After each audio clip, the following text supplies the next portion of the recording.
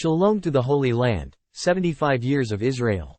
Israel celebrated the 75th anniversary of its independence on Tuesday night and Wednesday. Many celebrations in Israel were marked by reflections on the challenges Israel faces. Tourism is connected to peace, and Israel has often benefited from this fact. In contrast, some celebrations outside of Israel were possible only because of diplomatic advances that would have been unimaginable at Israel's founding. The media line spoke with Israeli diplomats, authors, and a Jewish American celebrating Israeli Independence Day who is involved in new and exciting happenings around Israel's diamond anniversary. Israelis celebrate in the Gulf states. With the signing of the Abraham Accords that initiated diplomatic ties between Israel and the United Arab Emirates, the Israeli consulate in Dubai opened its doors in January 2021. Liran Zaslansky has been serving as the Consul General since August 2022. Previously, she held foreign ministry posts in Israel, Belgium, India, Germany, and Costa Rica. We will have our first 2 official events to celebrate Independence Day.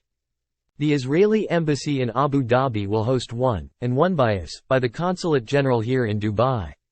We are planning 2 big celebrations as it should be for the 75th anniversary of the State of Israel, and it's very special to have that occasion here in the UAE, Consul General Zaslansky told the media line. The 2 events will happen next Thursday and the Thursday after that. On every occasion we have had, we are getting a lot of positive responses because there is a lot of curiosity about what Israel is and what Israel is all about, she said. For example, back in November, we had an event with an Israeli singer and the responses were very positive. They said, "Wow, you have wonderful music, we didn't know." This is part of our efforts to have as much exposure as possible to Israeli culture here in Dubai and the United Arab Emirates. Zaslansky said there was virtually no pushback against the Abraham Accords among Emiratis due to political developments in Israel and that, "We feel welcome." During Ramadan, she hosted an iftar at her house, which the Emirati guests very well received. "We are building real friendships here," according to the Consul General.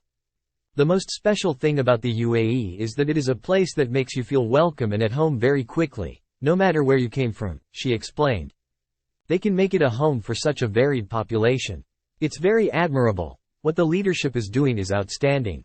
The Consul General said that while Israelis residing in the Emirates are not obligated to register with the Israeli Embassy or Consulate General, my estimation is that about 1,000 to 2,000 Israelis are living in the UAE. Looking toward the celebratory events for Israel's Independence Day, Zaslansky says, "We will have a live performance by an Israeli artist which I will not disclose, a very prominent and rooted Israeli one in Hebrew. We are going to have Israeli-style food, Israeli wine, the Israeli snack food, bamba, and we're going to have cotton candy and try to make it as Israeli as we can." About 300 miles from Dubai and 1,000 miles from Israel, an Independence Day celebration was being prepared in Bahrain, one of Israel's newest diplomatic partners. The event, set to feature a barbecue and a musical show, will be the second celebration of Israel's independence held in the country, less than 3 years after Israel and Bahrain normalized relations through the US-mediated Abraham Accords. Israeli ambassador to Bahrain Etan Naeh has been Israel's ambassador to Bahrain for the past 2 years. Before that, he served in diplomatic positions in the UAE, Turkey, the UK, Azerbaijan, the US, and the Foreign Ministry in Israel. Ambassador Naeh told the media line that a small barbecue at the diplomatic residence was planned for Wednesday, while a more significant celebration would be held in late May. That event will feature Israeli food and dancing performances for hundreds of guests. Guests will be from a growing list of contacts that we have developed in the year and a half that we are here. Government, academia, press, many business people, friends, and Israelis will come specially to celebrate with us, Naeh said. Naeh said that Bahrain-Israel relations have improved even in the 2.5 years since he began his position. He noted that more Bahrainis, especially businesspeople, have been visiting Israel in the past year. They are going to Israel with many stereotypes and world perceptions of what they thought and saw on TV and read in newspapers. In our experience, they come back with 180-degree different views about Israel, he said.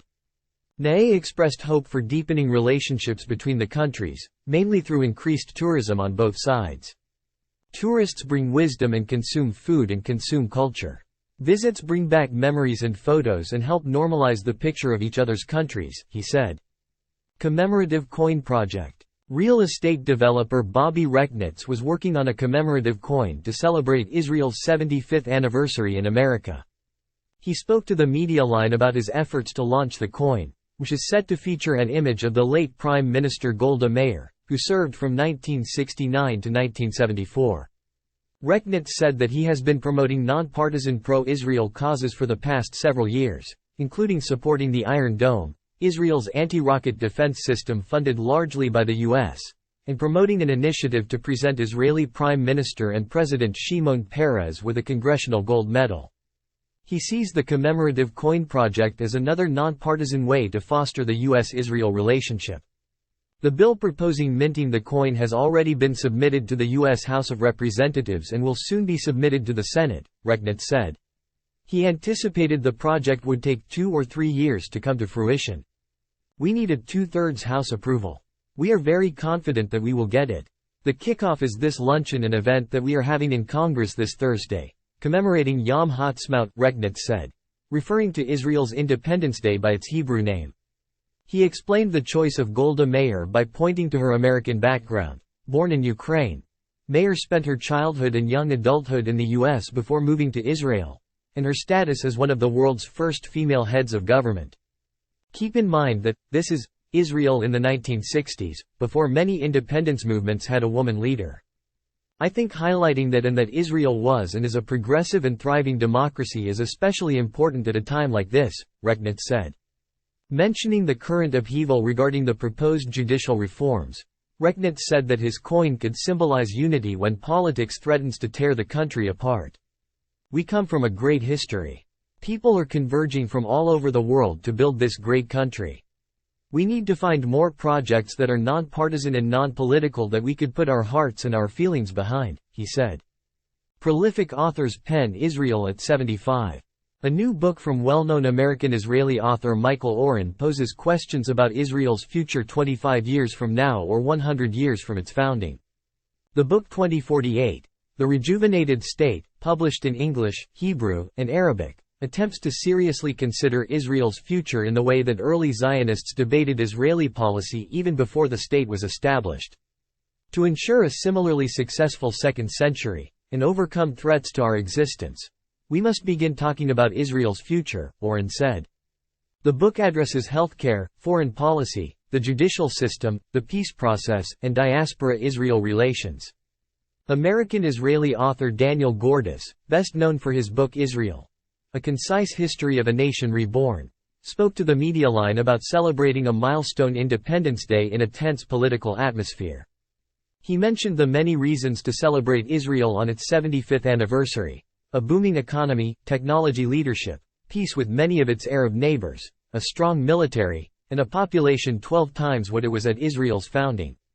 But in the last several months, a new government with profoundly illiberal tendencies has come to power, Gordis said.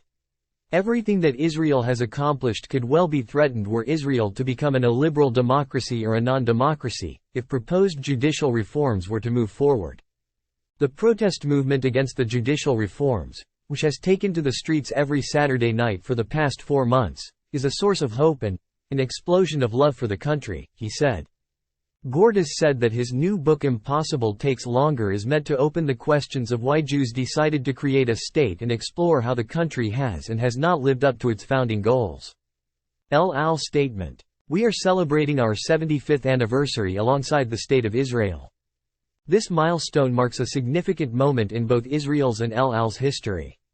While we reflect on our journey, we look forward to continuing to provide exceptional service and unforgettable travel experiences to our valued customers. We are thrilled to have you on board and can't wait to explore new horizons together. Happy 75 years of independence to the State of Israel, and here's to a bright future ahead. Felice Friedson. The Media Line Crystal Jones contributed to this article.